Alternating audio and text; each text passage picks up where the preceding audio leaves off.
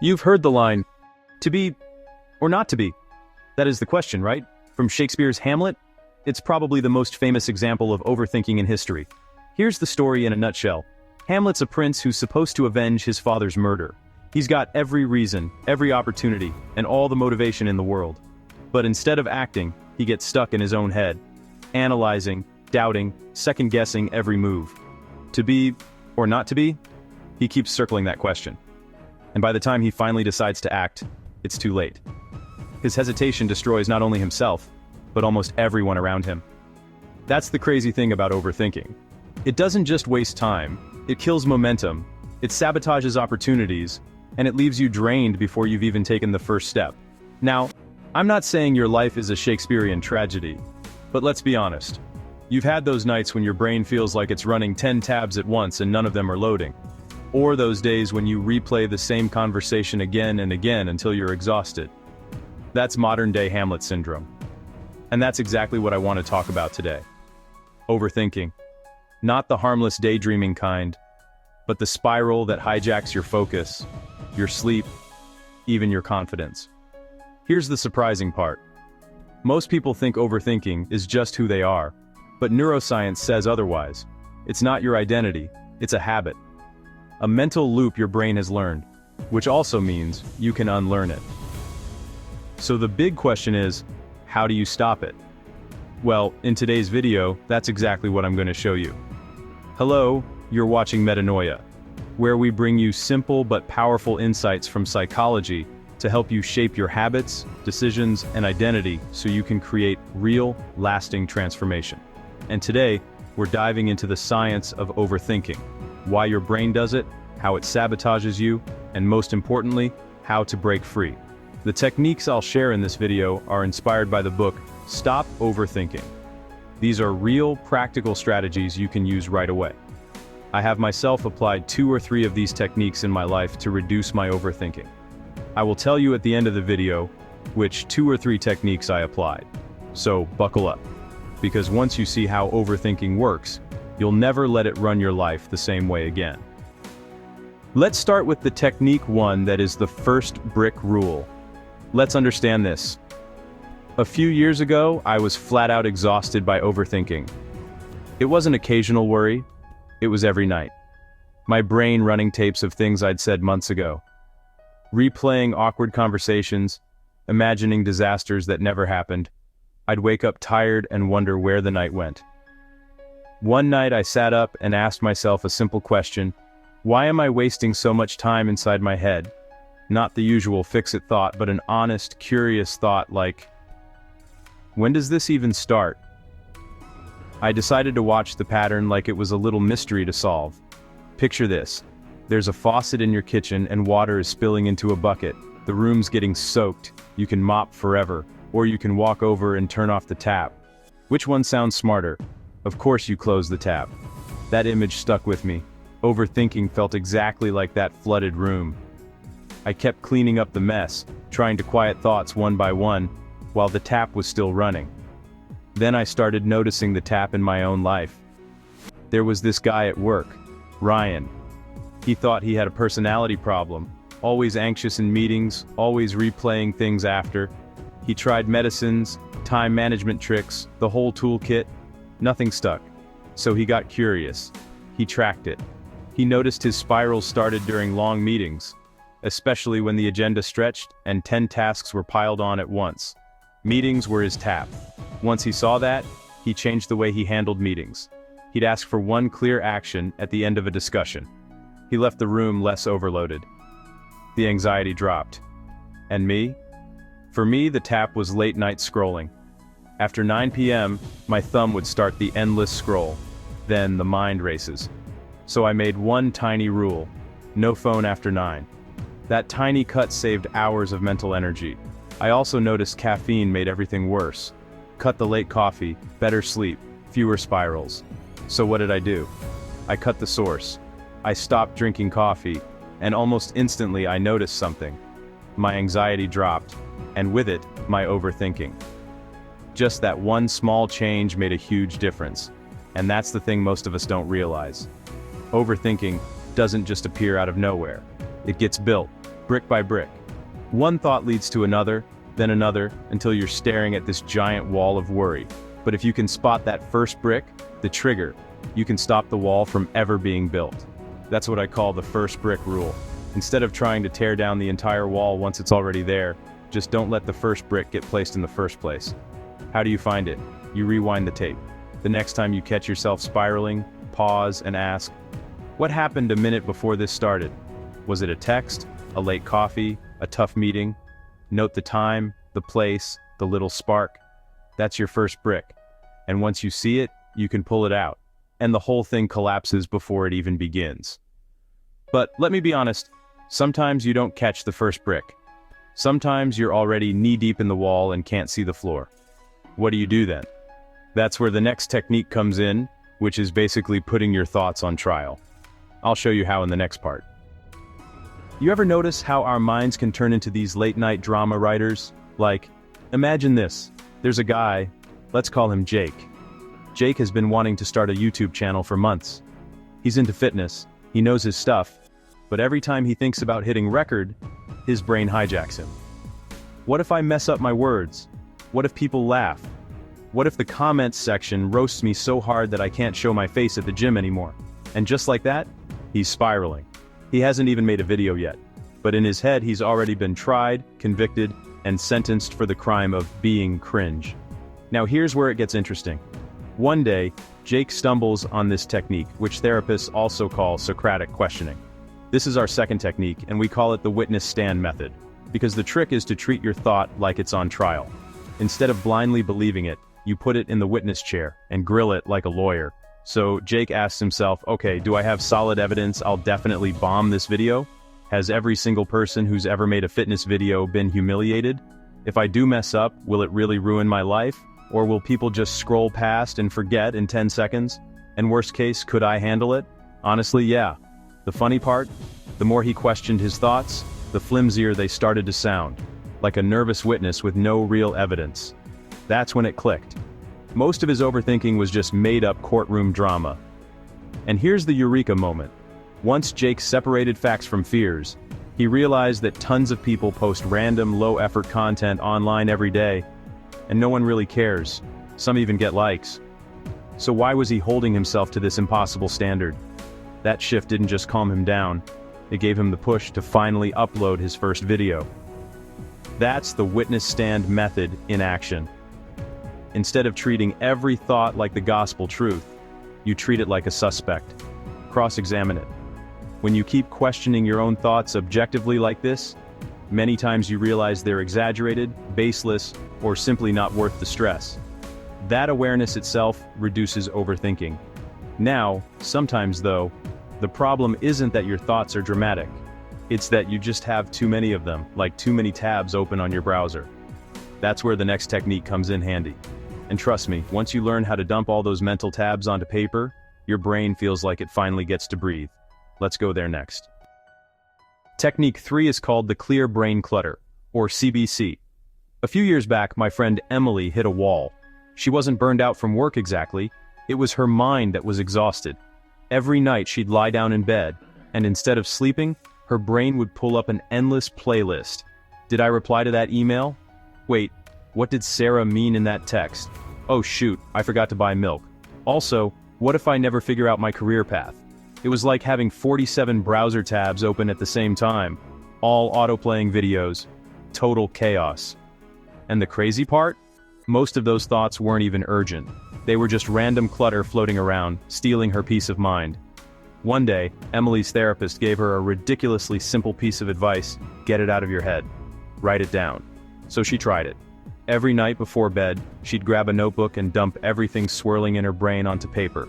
Tasks, worries, reminders, even don't forget to buy oat milk. At first it felt silly, but something clicked. Once the thoughts were on paper, they stopped screaming for attention. Her brain finally got permission to rest, like transferring files from RAM to a hard drive. That's the clear brain clutter method, or CBC. Just like you can't keep stuffing food into a fridge without things spoiling, you can't keep shoving random inputs, reels, news, notifications, to-dos, into your head without it overflowing. By emptying it out, on paper, in a journal, or even a simple notes app, you free up space. Your mind feels lighter, calmer, and suddenly, overthinking doesn't have as much fuel to burn. So if your head feels like an overpacked fridge or a laggy laptop, try this. Do a brain dump. You'll be surprised how much peace comes from seeing the clutter outside your head, instead of letting it rattle around inside. And here's the kicker. Sometimes, even when you write it all down, your brain still wants to replay the same loop over and over. That's when you need a trick to interrupt the cycle itself. Which brings us to the next technique. Let's see what it is. The technique 4 is called Worry 15 Technique. Let's understand this. A buddy of mine, Jason, used to be the king of what-if thoughts. What if I lose my job? What if my car breaks down? What if I said something dumb in that meeting? It was non-stop. His brain was like a leaky faucet, drip, drip, drip, all day long. By the time he got home, he felt wrung out. And the irony? Half the things he worried about never even happened. Then his therapist suggested something that sounded kind of crazy. Schedule your worrying. At first, Jason laughed. What do you mean, schedule it? Like a dentist appointment? But he tried it. Here's how it worked. Instead of letting worries barge in whenever they wanted, he picked a daily slot, 7 p.m., right after dinner. That was his official worry time. So during the day, if his brain started spinning, say, what if my boss hates my project? He'd tell himself, not now, save it for 7. Almost like putting dirty clothes in a hamper instead of tossing them on the floor. And when 7 o'clock rolled around, he'd sit with a notebook and let himself worry like it was his job. 15 minutes on the clock. Go. Funny thing? By minute 10, he usually ran out of material. Half of the worries that felt urgent earlier in the day didn't even show up. And when the timer beeped, he closed the notebook and got on with his night. That's the Worry 15 technique. Clinical studies back this up. When people box their worrying into a short daily window, their overall anxiety drops, sometimes by 35% or more. It's not about ignoring your fears. It's about giving them a scheduled space so they don't hijack your entire day. And once you realize you don't have to think about every worry the moment it pops up, you feel more in control. But here's the thing. Sometimes, even when you've scheduled your worries, your brain still finds sneaky ways to spin the same thought over and over. That's where the next technique comes in handy. Let's check what it is. Technique number 5 is the 5-4-3-2-1 grounding technique. You know, I remember a friend of mine, Sarah, who used to get so nervous before big presentations at work. The night before, her mind would just spin, what if I forget my lines? What if everyone notices my voice shaking? By the time she actually stood up in front of people, she was so trapped in her head that she couldn't even taste the water she sipped or hear her own voice clearly. One day, a colleague taught her this trick that emergency room nurses actually use to calm patients. It's called the 5-4-3-2-1 grounding technique. Here's what she did the next time she felt her heart racing. She looked around and named 5 things she could see. The clock on the wall, the notepad in her hand, the exit sign, someone's red coffee mug, the window blinds. Then she named 4 things she could touch. The smooth surface of the desk, the fabric of her blazer, the click of the pen in her hand, the weight of the microphone. After that, 3 things she could hear. The hum of the AC, someone shuffling papers, her colleague coughing softly. Then she noticed 2 things she could smell, the faint coffee in the room and her own perfume. And finally, 1 thing she could taste, the mint from the gum she had just chewed. By the time she finished, her pulse had slowed down, and the overthinking fog had lifted.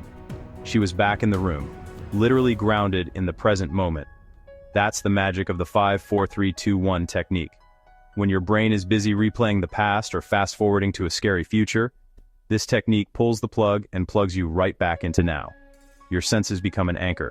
It's simple, takes less than a minute, and it works whether you're anxious before a meeting, spiraling at 2 a.m., or even standing in line at the DMV with your thoughts running wild.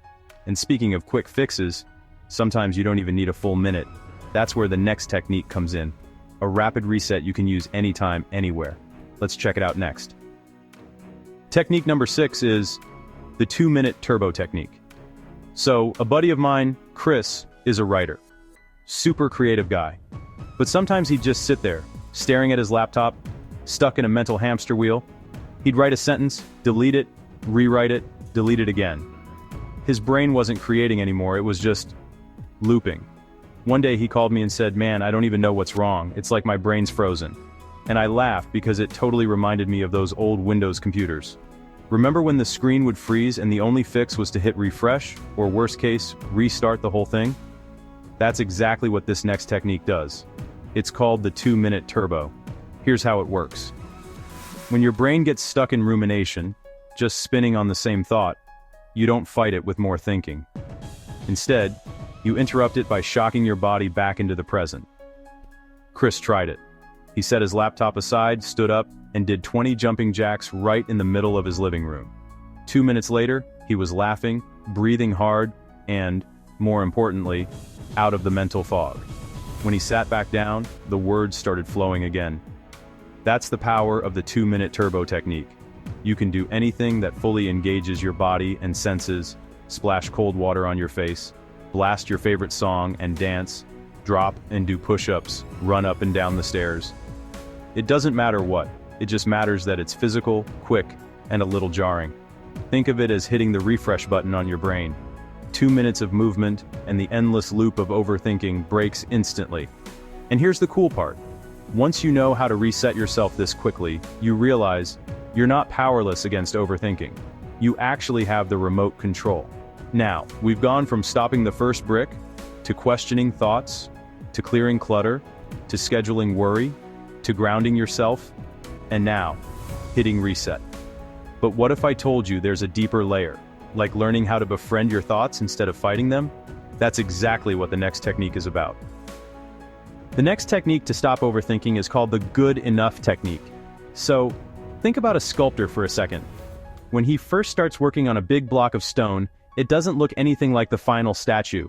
The first hammer strikes are rough. The shape is uneven.